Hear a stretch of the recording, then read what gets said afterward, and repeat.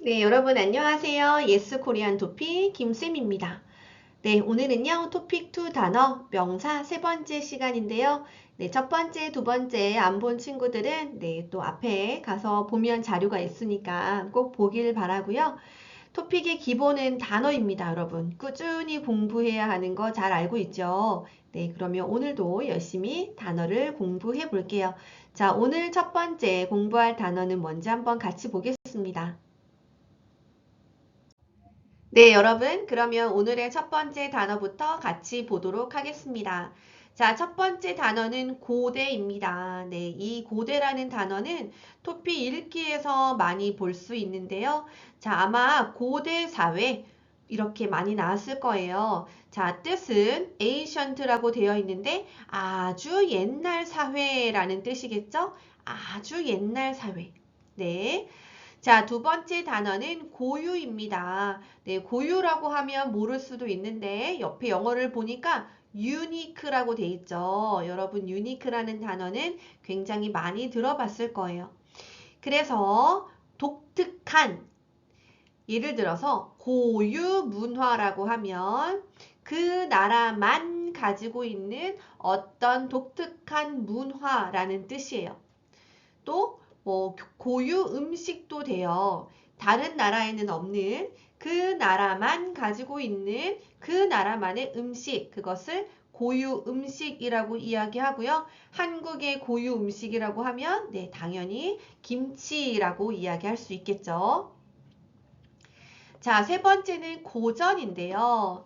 자, 클래식이라고 되어 있죠. 자, 고전 소설이라는 말이 있어요. 소설은 여러분 novel 알죠, 여러분? 고전 소설이라고 하면 아주 옛날부터 많은 사람들에게 사랑을 받아온 책, 그것을 바로 고전 소설이라고 이야기하는데요. 예를 들면 어떤 것이 있을까요? 뭐 노인과 바다라던가 로미오와 줄리엣이라던가 뭐 여러 가지 또 옛날부터 많은 사랑을 받고 지금까지도 많이 읽혀지고 있는 그런 소설들 바로 고전 소설입니다. 자, 네 번째는 고집인데요. 자, 고집이 세다라는 말과 같이 많이 사용해요. 자, 고집이 세다. 보통 이제 아기들한테 많이 쓰는데, 고집이 세다라는 말은 뭐냐면, 예를 들어서, 엄마가 이거 해, 이거 먹어 라고 했는데, 절대 안 먹어. 아무리 이야기를 해도, 안 먹어, 안 먹어, 싫어, 싫어. 막 이렇게 하면, 엄마가 뭐라고 하냐면, 야, 얘 진짜 고집 세다. 이렇게 이야기해요. 자, 고집이 센 친구들은 한 번 마음을 먹으면 다른 사람이 아무리 좋은 이야기를 해도 쉽게 바꾸지 않아요. 그래서 그것을 바로 고집이 센 사람이라고 이야기하거든요. 그래서 고집이 세다. 여러분들도 어렸을 때 혹시 고집이 센 친구였는지 아니면 고집이 세지 않은 친구였는지 네, 한번 생각해 보면 좋겠네요. 자, 다섯 번째는 곡식인데요. 곡식은 여러분, 논에 있는 뭐 쌀 있죠? 여러분, 쌀 같은 것을 곡식이라고 하는데, 자, 그, 그 곡식, 처음에 어떻게 해요? 쌀을 만들어내기 위해서 벼를 심죠? 여러분, 이렇게 돼가지고, 이런 것들을 여기에 이렇게 누가 심어요? 네, 농부가 심죠. 이렇게 바닥에 물 이렇게 있고. 자, 그러면 이렇게 여름이 지나고 언제 곡식을 이렇게 잘 자란 곡식을 언제 가져가나요? 언제 거두나요? 네, 가을이죠. 보통 가을에 곡식이 아주 풍부하죠. 그쵸? 그래서 그 곡식을 다시 거둔다. 다시 가져간다. 뿌린 것을 다 이제 잘 자랐으니까 다시 가져가야겠죠. 그것을 곡식을 거두다라고 얘기하고 가을에 곡식을 거두죠. 그쵸? 자, 공간이라는 단어는 여러분 많이 알 거예요. 스페이스, 뭐 room인데요. 예를 들어서 나는 이사 가면 혼자만의 공간을 만들고 싶어. 이런 거죠. 혼자만의 공간을 만들고 싶어. 혼자만의 어떤 나만의 장소, 공간을 만들고 싶어. 이런 거죠. 네. 자, 그래서 어떤 공간을 만들다 아니면 공간이 좁다. 예를 들어서 여기에 냉장고를 놓으려고 했는데 냉장고가 들어가기에는 공간이 조금 좁아요. 아니면 공간이 충분해요. 공간이 넓어요. 이렇게 얘기할 수 있는 거예요. 자, 7번째는 공급이라는 단어인데요. supply죠. 그래서 이거는 만들어서 내놓는 거, 주다라는 개념이 있어요. 예를 들어서 공급하다. 공급하다라고 하면 필요한 물건 같은 것을 계속 만들어내겠죠. 그쵸? 그것을 만들어서 내놓는 거, 그것을 공급하다라고 이야기합니다. 자, 그래서 지금 여기 있는 단어들 모두 중요한 단어니까 여러분 잘 체크해 두고요. 그 다음 단어 한번 보겠습니다. 네. 그 다음 단어는 여러분 공지인데요. 공지하다라는 단어는 잘 알고 있죠. 쓰기 51번에서도 이렇게 공지해서 쓰기 문제가 나오는 경우도 굉장히 많죠. 공지하다는 다른 사람에게 어떤 중요한 내용이나 알려야 할 것을 이렇게 전달하는 거, 알려주는 것을 공지하다라고 합니다. 자, 공해는 여러분 모든 종류의 오염을 이야기해요. 그래서 뭐 산업이나 어떤 산업을 발전시키거나 아니면 어떤 다른 과정에서 생기는 모든 오염의 종류들, 그러니까 대기 오염, 뭐 수질 오염, 토양 오염 등 그런 모든 오염의 그런 총합적인 그런 단어로 공해라는 말을 쓰기도 합니다. 그래서 공해가 심각하다라고 하면 그냥 오염이 심각하다라고 해도 문제가 없습니다. 자, 10번 과로라고 되어 있죠? 과로. 그리고 여기 잠깐 과목 빼고 과소비, 과속, 과식 이렇게 네 가지를 같이 보도록 할게요. 자, 여러분, 과에는 좀 over라는 뜻이 있어요. 그래서 그것을 기억하고 단어를 외우면 좀 쉬울 것 같은데요. overwork이니까 일을 너무 많이 하는 것을 이야기해요. 그래서 과로하다라고 하면 일을 너무 많이 해서 많이 피곤한 상태. 그쵸? 많이 오버해서 피곤한 상태를 과로하다라고 얘기하고요. 자, 그리고 소비를 하는데 돈을 쓰는데 과소비죠. 그러니까 오버해서 돈을 많이 쓰는 거예요. 그쵸? 그래서 예를 들어서 나 이번 달에 완전 과소비했어. 엄마가 준 용돈 다 썼어. 이렇게 이야기하죠. 그래서 과소비하다 얘기하고요. 뭐 과소비 욕구가 뭐예요? 무엇을 하고 싶어 하는 마음을 말하죠. 하고 싶은 마음. 그래서 과소비 욕구가 막 생기는 거야. 그치 여러분? 예를 들어서 뭐 연말이 되었어요. 막 크리스마스 이렇게 막 예쁘게 꾸며져 있고 캐롤을 들으니까 막 예쁜 옷도 사고 싶고 예쁜 장갑도 사고 싶고 예쁜 액세서리도 사고 싶어. 과소비 욕구가 막 생겨요. 그쵸? 자, 속은 speed인데요. 과속, over speed예요. 그러니까 너무 빨리 가는 거죠. 너무 빨리. 그래서 막 200km로 달린다거나 야, 과속하지 마. 여기서 그러면 안 돼. 위험해. 이렇게 이야기할 수 있겠죠. 자, 그러면 식은 식사하다예요, 여러분. 근데 overeating이잖아요. 그러면 굉장히 많이 먹는 것을 이야기하고 하나 더 참고로 얘기하면 과음이라고 해서 이거는 over drinking, 술을 너무 많이 마시는 걸 이야기합니다. 자, 그리고 과목이라는 단어 잘 알 것 같은데요. 여러분 대학교에 가면 전공 과목이 있고 그 외에 전공이 아닌 과목들, 교양 과목이 있죠. 그래서 전공은 예를 들어서 선생님이 매스 커뮤니케이션 학과라고 하면 전공 과목은 뭐예요?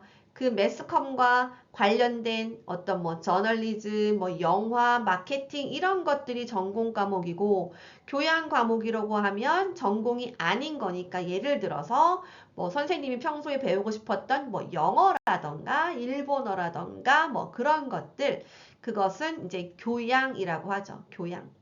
네, 그래서 교양은 뭐 여러 가지, 네, 뭐 여러 가지 관련된 지식들이 많이 있죠. 그래서 교양 과목도 굉장히 다양하게 있죠.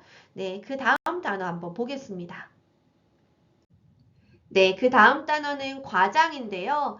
과장하다는 되게 여러분 오버 액션 하는 거예요. 예를 들어서 뭐 선생님이 뭐 학교단 친구들에게 이야기하는 거야. 야, 내가 인기가 진짜 많았어. 날 좋아하는 사람들이 너무 많았어. 이렇게 얘기하는데 사실 나를 좋아했던 사람은 한 명인데 선생님이 막 오버해서 얘기하는 거예요. 그때 날 좋아하는 사람이 10명이나 있었어. 막 이렇게. 그쵸? 오버해서 이야기하는 거. 과장하다라고 얘기해요. 과장하다. 자, 그 다음은 관계자인데요. 자, 관계자는, 이게 아닐 수도 있겠다. 그쵸? 관계가 있는 사람. 자, 여기도 관계자 외 출입금지, 외 출입금지라는 말을 쓰는데, 예를 들어서 BTS 콘서트를 하는데, 선생님이 이 BTS 콘서트, 그 BTS 멤버들이 모여있는 이 장소에 들어갈 수 있어요, 없어요? 들어가고 싶지만 들어갈 수 없죠. 왜? 선생님은 관계자가 아니에요. 관계자인 사람들은 누구예요? 관계자인 사람들은 BTS 기획사 하이브 직원이라던가 BTS 뭐 가족이라던가 이런 사람들은 관계자가 될 수 있지만 선생님은 뭐 가족도 아니고 직원도 아니고 뭐 남자친구도 아니고 관계자가 아닙니다. 그쵸? 그래서 관계자 외 출입금지라고 하면 저처럼 관계자가 아닌 사람들은 들어오지 마세요. 이런 거죠. 들어오지 마세요. 자, 그 다음에 교류하다인데요. 교류하다는 여러분 서로 이렇게 인터랙트 하는 건데, 예를 들어서 문화를 교류할 수도 있고, 자, 언어를 교류를 할 수 있죠. 언어. 선생님은 한국어를 잘하니까 내가 너에게 한국어를 가르쳐 줄게. 너는 나에게 뭐야? 영어를 가르쳐 줘. 이렇게 언어를 서로 인터랙트 하는 것을 교류하다라고 이야기합니다. 자, 그 다음에 교내라고 하면요. 이거는 보통 이제 학교 안을 이야기해요. 학교 안. 자, 교외라고 하면 사실 이렇게 학교 밖이라고는 잘 안 쓰여요. 여기 좀 잘못됐는데요. 교외라고 하면 그 도시의 어떤 시티의 주변 있죠? 주변. 이 중심이 여기 있는데 이 주변을 교외라고 합니다. 교외. 그래서 뭐 교외 지역 이렇게 이야기하거든요. 자, 그 다음에 교체하다. 교체는 replacement니까 바꾸는 건데 예를 들어서 선생님이 배터리가 없어요, 여러분. 배터리. 그럼 어떻게 해야 돼? 배터리를 다른 새 걸로 바꿔야 되죠. 그것을 교체하다 이렇게 이야기한다는 거예요. 교체하다. 자, 아니면 이것도 언제 쓰나요, 여러분? 축구 경기 같은 거 할 때 선수 교체 이렇게 얘기하죠. 선수 교체. 아, A라는 선수가 너무 힘들어 하니까 감독이 어떻게 해요? 너 A 나와! B 들어가! 이렇게 하는 거 선수 교체라고 이야기합니다. 선수 교체. 자, 교포라고 되어 있는데요. 네, 요거는 여러분 신경 쓰지 말고 교포는 여러분 같은 나라를 부르는 말이에요. 같은 나라 사람을. 그런데 재미교포라고 하면요. 재미교포라고 하면 미국에 사는 같은 나라의 사람. 그것을 재미교포라고 하고 제1교포라고 하면 이거는 어느 나라일까요? 일본에 사는 우리나라 사람 제1교포라고 이야기합니다. 자, 그리고 다음은 교훈인데요. 교훈. 교훈은 여러분, 예를 들어서 선생님이 어떤 책을 읽었는데 이 책을 다 읽고 나서 배우는 것이 있겠죠. 배우는 것. 어떤 이 책이 나에게 가르쳐 주는 것이 있어요. 나는 배우는 것이고 그 책이 나에게 가르쳐 주는 것. 바로 이것을 교훈이라고 합니다. 교훈. 그래서 우리는 책을 통해서 많은 교훈을 얻을 수 있죠. 책을 통해서 많은 것을 배울 수 있다. 그래서 교훈이라고 하면 예를 들어서 뭐 어떤 이야기가 있을까요? 보통 왜 여러분 옛날 책 같은 거 보면은 착한 행동을 하면 나중에 좋은 일이 생기고 나쁜 행동을 하면 꼭 벌을 받는다 뭐 이런 교훈이 항상 있죠. 그래서 뭐 교훈을 얻다 이렇게 한다는 거. 네, 그러면 다음 단어 한번 볼게요. 네, 그러면 이번엔 마지막 페이지입니다, 여러분. 자, 구멍인데요. 구멍은 양말에 구멍이 났다라고 얘기해. 예를 들어서 양말이 이렇게 있는데 여기 양말 앞에 여기 뽕 그래서 발가락이 다 보여요. 그래서 그거는 구멍이 났다라고 얘기하는데요. 구멍을 뚫다 뭐예요? 두구두구 두두두두두두 해서 어떤 구멍을 만드는 것을 구멍을 뚫다라고 얘기하죠. 그래서 어떤 종이가 있는데 여기에 구멍을 뚫다 이렇게 이야기할 수 있어요. 자, 구역은요, 존이죠. 존. 예를 들어서 선생님이 콘서트장에 갔는데 여기가 무대예요. 스테이지고 여기 앞에 A, 여기는 B, 뭐 여기는 C, 여기는 D, 여기는 E 이렇게 해가지고 자, 구역을 어떻게 했어요? 이런 존을 나누었죠. 디바이드 했죠. 그래서 A구역이 제일 좋은 것 같죠. 그래서 뭐 A구역이 티켓 값이 가장 비싸요. 이렇게 이야기할 수 있어요. 자, 구조는 여러분 스트럭처를 말하는데요. 예를 들어서 건물 구조가 너무 복잡해서 찾기 어렵다. 이렇게 해볼게요. 건물 구조가 너무 복잡해서 찾기 어렵다. 자, 선생님이 이렇게 건물이 있는 데서 5층에 가야 돼요. 그런데 너무 복잡한 거야. 보통의 건물은 엘리베이터가 이렇게 쭉 있고 뭐 1층 에스컬레이터 있고 막 이렇게 되어 있는데 이 건물은 너무 복잡해서 어디가 계단인지 어디가 에스컬레이터가 있는지 어디가 엘리베이터가 있는지 잘 모르겠어. 그래서 건물 구조가 복잡해서 찾기 어렵다. 뭐 이런 식으로 쓸 수 있는 거죠. 자, 그 다음에 여러분 국산이라는 단어인데요. 국산은 나라에서, 그러니까 나의 나라에서 만든 것을 국산이라고 해요. 그러면 품은 어떤 물건을, 제품을 말하니까 자기 나라에서 만든 제품을 국산품이라고 해요. 그러니까 선생님에게 국산품은 뭐예요? Made in Korea겠죠. Made in Korea. 자, 그 다음에 국회죠. 국회는 장소고 국회의원은 국회에서 일하는 사람들을 말하죠. 국회의원이 누구입니까? 국민들이 뽑은 사람들, 국민의 대표다라고 뽑은 사람들을 국회의원이라고 이야기하고 국회의원들은 국회에 자주 모여서 어떤 회의를 하죠. 그쵸? 자, 권력은 여러분 파워라고 되어 있는데요. 자, 권력을 갖다 어떤 권력을 유지하다라고 되어 있습니다.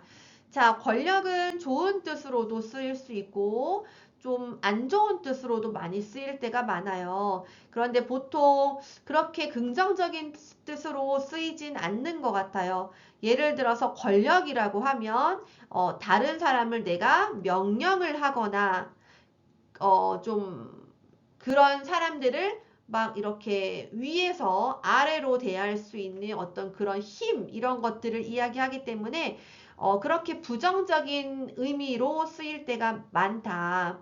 그래서 예를 들어서 뭐 그 사람이 굉장히 훌륭한 사람은 아니지만 뭐 싸움을 잘해가지고 그런 힘을 얻어서 뭐 권력을 갖게 된다거나 그렇게 되는 거죠. 그래서 권력은 힘을 얘기하고요. 자, 권리는 여기 이그젠플을 보면 평등할 권리, 투표할 권리라고 되어 있는데 자, 당연한 어떤 내가 가질 수 있는 힘, 자격 이런 것들을 이야기해요. 투표할 권리는 여러분 그 나이가 되면 누구나 가질 수 있습니다. 그쵸? 그래서 나도 투표할 권리가 있어 라고 얘기하면 나도 투표할 수 있는 어떤 자격이 돼.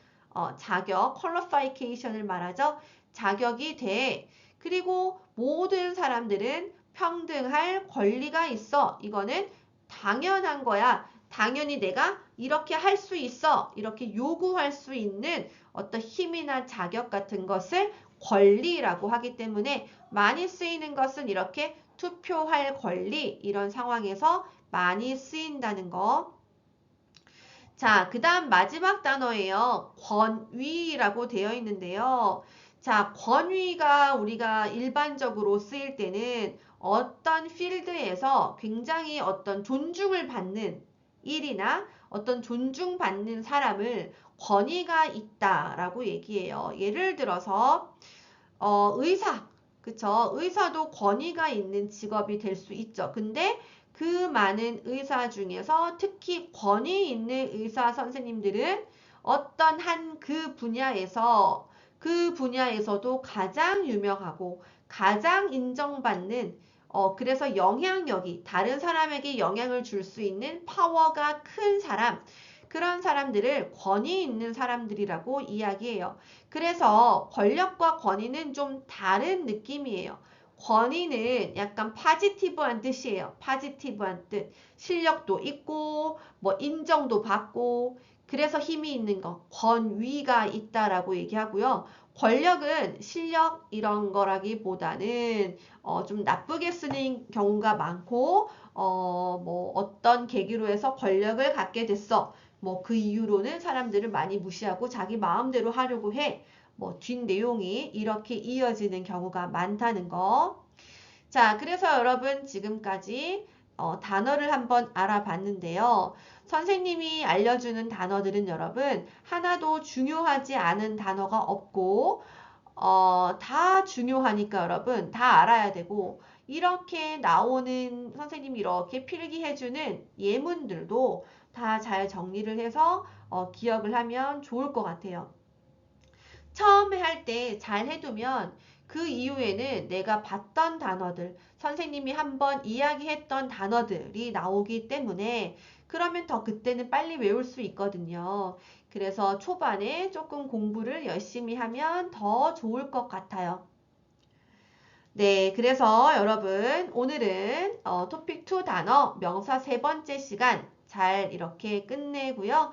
다음에 또 단어 수업을 하도록 할 테니까 여러분들은 지금까지 배운 단어를 잘 정리해서 외우면 좋겠습니다. 네, 여러분 공부하느라 수고 많았고요. 지금 12월인데 한국은 너무 추워요. 자, 다들 건강 조심하고 2023년 마무리 잘 정리하고 또 우리 꾸준히 공부하는 습관을 가져보도록 해요. 네, 그러면 여러분 다음 시간에 만날게요. 여러분 안녕!